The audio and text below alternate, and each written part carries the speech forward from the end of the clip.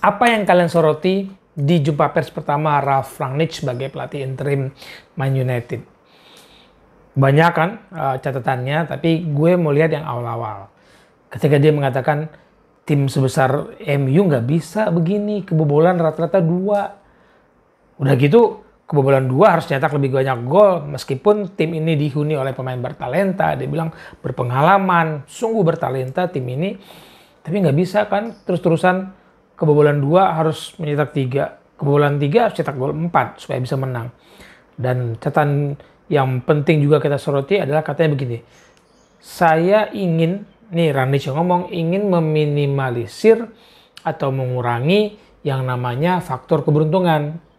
Nggak bisa lagi menang beruntung. Maksudnya lawan Arsenal beruntung. Kan ketika mereka kalah kebobolan 2 gol, mereka harus cetak 3 gol. Nah itu yang oleh sorotan si Rangnick, bagaimana rata-rata 2 gol yang bersarang ke gawang MU nggak bisa membawa tim ini bersaing untuk ke papan atas lagi atau juara. Lihat aja di pekan ke-14 sampai pekan ke-14 sebelum MU melawan Crystal Palace hari Minggu tanggal 5 Desember ini, kebobolan MU di Premier League, kita ngomong hanya Premier League, itu sudah 24 kali kebobolan, bandingkan dengan Chelsea yang hanya 6, City 8, Liverpool 12. Nggak sebanding kan? Kebayang tuh PR-nya back-back atau strategi bertahan MU akan melibatkan seluruh pemain di lapangan, akan dalam quote and quote dihajar habis-habisan sama Rangnick.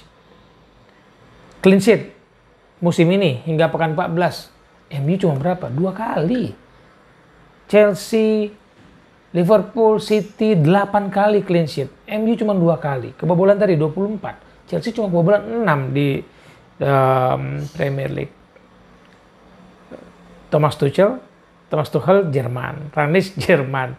Tuchel juga belajar dari Rangnick bagaimana bermain gegenpressing ala Jerman yang akan disesuaikan dengan amunisi mereka di Man United nantinya.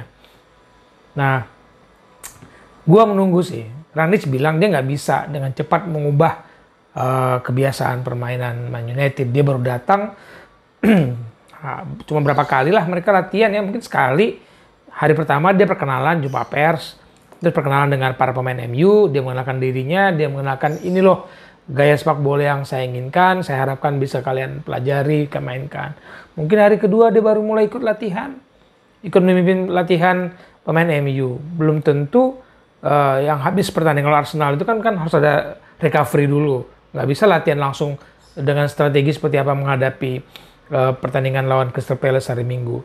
Nah, mungkin 1 hari dia bisa berlatih bersama-sama, tapi juga nggak bisa langsung istilahnya mengasih semua yang dia inginkan ke para pemain Man United. Dengan sorotan gue di What with West ini, sorotannya adalah lini pertahanan. Dan dia bilang nggak bisa rata-rata 2 gol kebobolan. Apakah dalam waktu yang dekat ini melawan Crystal Palace akan ada perubahan? Bisa jadi. Tapi memori kita mundur dong. Tahun lalu itu Crystal Palace menang 3-1 di Old Trafford loh. 1 gol MU itu dari Van de Beek yang oleh Ole Gunnar Solskjaer masih dianggap disia-siakan. Nah, bisa nggak menebus kekalahan 1-3 musim lalu di Old Trafford loh dari Crystal Palace, sekaligus memperbaiki pertahanan yang mendapat sorotan dari Rangnick. Nggak boleh terjadi kemenangan hanya karena faktor keberuntungan setelah pertahanan mereka rapuh dan dimanfaatkan oleh lawan. Statistik pekan ke-14 memperlihatkan pertahanan United memang rapuh sekali. Kejadiannya sepertinya kalau gue lihat dimulai dari memaksaannya Harry Maguire main. Maguire cedera, Varane cedera. Kan sebelum-sebelumnya jarang tuh pertahanan United kebobolan 2. Paling kita harus lihat di ajang Liga Champions ketika menghadapi Young Boys. Dari awal kompetisi musim ini, MU kalah 1-2. Itu baru 2 gol pertama yang bersarang ke gawang MU. Sebelumnya mereka hanya kebobolan paling 1 ketika menghadapi Southampton. Nih gue lihat lagi catatannya, Setelah itu mereka kebobolan lebih dari 1 itu menghadapi Leicester, kalah 2-4.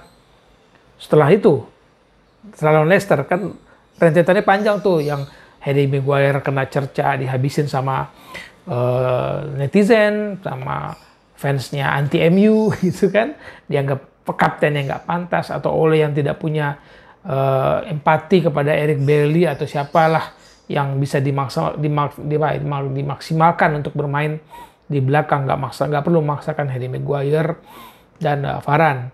Setelah lawan Leicester, kebobolan 2 itu terjadi ketika menghadapi Atalanta di Old Trafford. Lawan Atalanta kebobolan 2, Madrid harus cetak gol 3 untuk menang. Pertahanan ya. Setelah itu mereka kebobolan 0-5 dari Liverpool. Lagi-lagi pertahanan menjadi sorotan. Lalu bermain di Atalanta, skor 2-2. Nah, 2 gol bersarang lagi kan ke gawang Man United. Setelah itu mereka kalah 0-2 menjamu Man City di Old Trafford. Ngeri Old Trafford. Kayaknya gampang sekali orang cetak gol di Old Trafford, entah di Premier League dan Liga Champions. Setelah 0-2 kalah kebobolan dari City, gawangnya kalah lagi. 4 gol bersarang ke gawang Man United di markas Watford. Kalah 1-4. Bukti kan pertahanan. Bagaimana mungkin Ronaldo, Greenwood, atau Rashford, atau siapapun barisan menyerang Man United bisa nyaman bermain kalau mereka cetak 1 gol, kebobolannya 2. Kalau mereka cetak 2 gol, kebobolannya bisa 3. Ya untung kalau cuma 2-2 dapat 1, tapi kan dapat 1 poin sangat merugikan. Nah, setelah itu apalagi ya kebobolannya setelah Watford. 2 gol kembali bersarang ketika menghadapi Arsenal di Old Trafford lagi. Jadi Old Trafford sepertinya bukan lagi panggung yang kokoh bagi pemain-pemain, aktor-aktor Man United untuk beraksi, memainkan, menunjukkan keterampilan mereka. Tamu yang datang ke Old Trafford malah lebih nyaman. Clean sheet musim ini baru 2, ya kan? Hingga pekan ke-14. Chelsea, City, Liverpool sudah 8 kali mereka clean sheet. Kita tunggu ya lawan Crystal Palace. Apakah perubahan itu terasa dari sisi pertahanan? Meskipun Crystal Palace yang musim ini nggak bisa disamakan dengan musim lalu yang menang 3-1 di Old Trafford. Tapi bisa jadi lawan kayak Watford mereka bisa kebobolan 4 kok gitu. Status pertandingan melawan Palace harusnya memang milik MU. Palace baru 2 kali menang dari 24 pertemuan.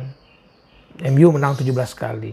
Harusnya 2 itu nggak boleh terjadi, bertambah menjadi 3. Kalau sistem permainan yang diinginkan oleh Rangnick dapat dengan cepat dipahami oleh para pemain Man United, tidak hanya Harry Maguire dan kawan-kawan di lini belakang, tapi juga para gelandang, para penyerang yang ikut bermain dalam sebuah strategi bertahan, peralihan dari menyerang, bertahan, kehilangan bola, harus semua ikut dalam membantu organisasi pertahanan. Gue kebayang kalau Rangnick bilang begini, pertahanan itu kayak rantai. Rantai itu kan dari mata-mata rantai banyak. Satu mata rantai ditarik, pasti yang lain ikut ketarik. Satu pertahanan diserang, yang lain, lini lain ikut membantu timnya yang diserang itu. Bisakah para pemain Man United, tidak hanya pertahanan, tidak hanya kiper yang menjadi sorotan, tapi seluruh pemain United memainkan peran mengurangi kekhawatiran Rangnick yang mengatakan nggak bisa MU menang selalu mengandalkan faktor keberuntungan akibat runtuhnya, robohnya, rapuhnya lini pertahanan mereka. Rangnick datang bersiap memberikan keseimbangan. Dia menginginkan kemampuan para pemainnya mengontrol permainan, bukan dikontrol oleh lawan, sehingga kemudian Ronaldo, Greenwood, Rashford, dan kawan-kawan, dan Sancho mati-matian untuk memperbanyak gol karena gol yang banyak terjadi di gawang mereka. Sama-sama kita tunggu ya hasil kerja Rangnick dalam memoles pertahanan Man United. Sampai ketemu di pembahasan What with West lainnya.